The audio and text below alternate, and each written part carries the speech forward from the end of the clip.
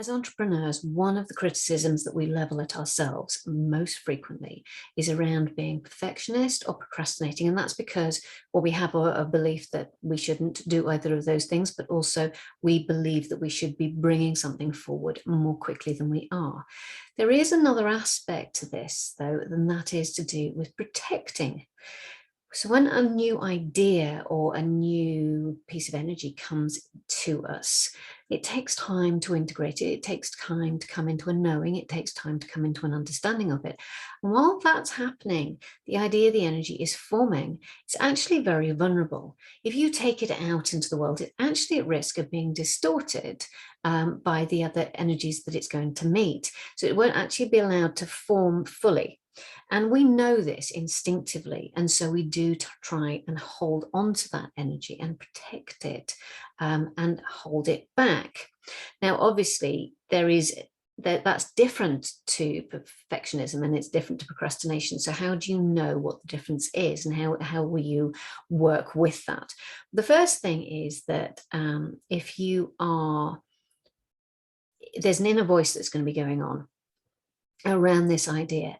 Now, if your inner voice is around, oh, it's all been done before, nobody's going to take this seriously, that sort of thing, the criticisms that are going to come from an external to you, then generally speaking, that is because you are procrastinating, or you're wanting to be perfectionist in order to mitigate that.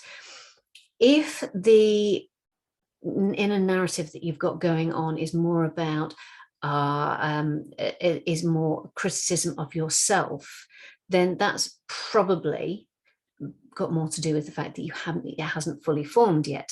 So a test that you can do here is to try and explain it to a 5-year-old. Now, if you can explain it to a 5-year-old with ease, then you are definitely procrastinating. If you can't explain it to a 5-year-old, it still hasn't fully formed and it hasn't dropped in sufficiently yet for you to be able to anchor it in.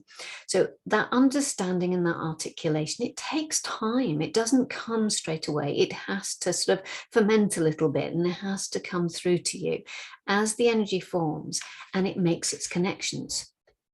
Now, how your business energy processes new ideas and energy and how you do it is going to depend to some extent on how your unique elemental balance.